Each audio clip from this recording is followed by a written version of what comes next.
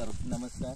आमच्या शेतकरी मित्राकडून फोन येत होते की बाबा म्हणले आम्हाला एखादा कांदा पोहोचण्यासाठी उपाययोजना सांगा, त्यामुळे आम्ही आज तुमच्या क्षेत्राची निवड केलेली आहे. तर आम्ही तुम्हाला सविस्तर माहिती विचारणार बाबा, तुम्ही कांदा लागवडीपासून तर कांदा काढण्यापर्यंत काय काय उपाययोजना केल्या. असा कांदा आम्ही आज तुमच्या यावर्षी म्हणजे आता आपल्या गावामध्ये तुमच्या शेतामध्ये कांदा पाहतोय, त्यामुळे तुमची मुलाखत घेण्यासाठी आज आम्ही स्पेशली आलेलो आहोत. तर बा हनुमंत दादा, तुम्ही कांद्याची लागवड ही कोणत्या महिन्यामध्ये केली होती आणि कोणत्या बियाण्याची निवड केली होती ते पण शेतकऱ्यांना सविस्तर सांगा. आज आपल्याला बरेचसे शेतकरी पाहत आहेत. आम्ही पंचगंगा आणि पाट सिलेक्शनची बियाची निवड केलेली आहे आणि ते एक्सपर्ट क्वालिटीचे कलर विलर शायनिंग आणि कांदा व्यवस्थित प्रकारे पोचतो, त्यासाठी आम्ही दरवर्षी त्याचीच निवड करतो. दुसरे अन्य कोणतेही बी निवडत नाहीत आम्ही. या कांद्याची लागवड तुम्ही कोणत्या महिन्यामध्ये केली होती बरं, की ज्यामुळे हे सगळं हवामान हे सगळं मॅच झालं पाहिजे कांद्याला? आम्ही 15 ऑगस्ट ते सप्टेंबर महिन्यात लागवड करतो.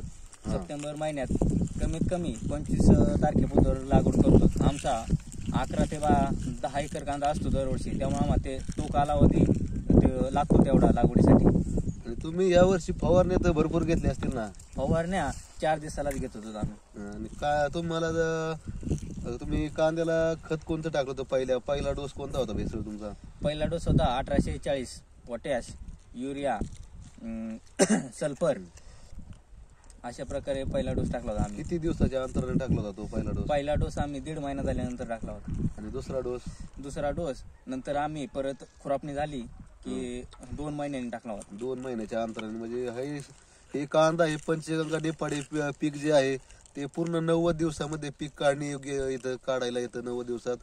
तर तुम्ही दुसरा डोस हा 2 महिने टाकला, तो कोणता टाकला?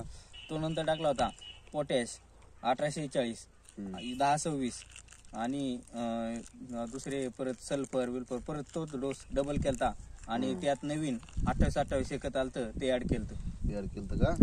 आणि तुम्ही जर आता शेवटचे स्टेज आहे कांद्याचे, तुम्ही आता कांदा काढता, याच्या आधी एक 15-20 दिवसापूर्वी तुम्ही कोणतं सोलेबल काय सोडलं होतं का? ह्याच्या आधी आम्ही सोलेबल सोडले होते 1940 सोडलं होतं. त्याचं प्रमाण आम्ही एकरी 5 किलो घेतलं होतं 1940. नंतर परत 4 ते 8 दिवसांनी पोटॅशियम सोनाइट सोडलं होतं, एकरी 10 किलो सोडलं होतं आम्ही. तर तुम्ही आता शेतकऱ्यांना काय सांगाल की बाबा तुम्ही हा उपाय केला त्यांचा कांदा पोचू शकतो का शेतकऱ्यांचा? मी नक्की सांगू इच्छितो, जर शेतकऱ्यांनी जर अशा प्रकारे जर नियोजन जर केलं तर नक्कीच त्यांना भरघोस उत्पन्न मिळेल. दरवर्षी आमचं एकरी 400 ते 350 गोण्या निघतात. यंदा वातावरण मॅच म्हणजे व्यवस्थित नसल्यामुळे थोडीशी ॲव्हरेज घटले आहे, तरी यंदा कमीत कमी आमचं 300 ॲव्हरेज निघणार आहे एकरी 300. मग आज जवळपास समजा आज केंद्र सरकारच्या धोरणामुळे आज कांद्याला बाजार नाही, गोष्ट सगळ्या महाराष्ट्राला माहिती आहे. या वर्षी काही आपण अपेक्षा धरली तेवढी पूर्ण होणार नाही असं वाटतंय? अपेक्षा तर पूर्ण होणार नाही, पण उत्पन्न निघल्यामुळं निदान त्या काहीतरी घडण एवढी अपेक्षा तर नक्कीच आहे.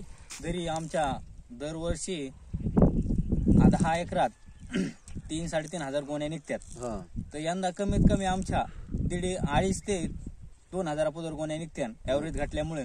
पण तरी 1200-1300 ला गोणी पडती खर्च अर्थ जाऊन, तरी आमचे जवळजवळ 22-23 लाख रुपये होऊ शकते. किती एकरामध्ये? 10 एकरामध्ये. दरवर्षी प्रमाणे या वर्षी तर काही 10-20 लाख रुपये काही कमीच असतील या वर्षी? कमीच असतील दरवर्षी. गेल्या वर्षीच्या तुलनेने तर नक्कीच कमी इकडे यंदा पैसा. तुमचा सगळा जो प्लॉट आम्ही पाहिला, सगळा फिरून आम्ही आज सकाळ धरून हा प्लॉटची पाहणी करत आहोत. तर हा कांदा त्यांचा जो हा कांदा आहे सगळा ही साईज झालेली आहे, ह्यात काही खोटं नाही. म्हणजे आमच्या सगळ्या 10 एकरामध्ये 10-10.5 म्हणजे 11 एकर कांदा आहे आमचा. सगळ्यात एकसारखी साईज आहे. कोणत्याही कोपऱ्यात आणि कुठेही काढा सगळी एकच साईज भेटणार आहे. शेतकरी मित्रांना जर या शेतकऱ्याला भेट द्यायची असेल तर अहमदनगर जिल्ह्यातील श्रीगोंदा तालुक्यामधील टाकळी या गावामध्ये महादेववाडी येथे हनुमंतराव दरोडे यांचा हा मोठा प्लॉट आहे. त्यांचं दरवर्षी हे विक्रमी उत्पन्न घेत असतात. तर तुम्हाला जर पाहायचं असेल तर तुम्ही डायरेक्ट येऊन पाहू शकता. हा कांदा आहे त्यांचा, एक नंबर आहे. तिथं आतापर्यंत पाहिलं या वर्षी या 2-4 गावामध्ये आम्ही फिरलोय, पण असा कोणताही कांदा नाही. सगळ्या शेतकऱ्यांच्या तक्रारी आहेत, आमच्या कांद्याला काही करा, कोणतंही औषध सोडा, कोणतंही खत टाका, पण कांदा काय लिंबाच्या पुढे साईज होत नाही कांद्याची. 50 ग्रॅम 30 ग्रॅम अशी साईज आहे. एक तर कांद्याला भाव नाही. सध्या आपण पाहत आहोत आपल्या महाराष्ट्रामध्ये आज इतका अमाप खर्च, कांदे इतका खर्च कशालाच नाही. सगळी डाळिंबाची औषधं कांद्यावर फवारणीसाठी आलेले आहेत. एक एकराची फवारणी घ्यायला 2000 लागत असतील तर हनुमंतरावांना 10 एकराची फवारणी करण्यासाठी एक ठोक 20-20 हजार रुपये एका फवारणीला खर्च केलेला आहे त्यांनी. त्यांची आपण मुलाखत पाहिलेली. मित्रांनो, कसा वाटला व्हिडिओ आवडल्यास आपल्या व्हिडिओला लाईक करा, शेअर करा, सबस्क्राईब करा आणि पहा पुढच्या व्हिडिओची वाट. धन्यवाद.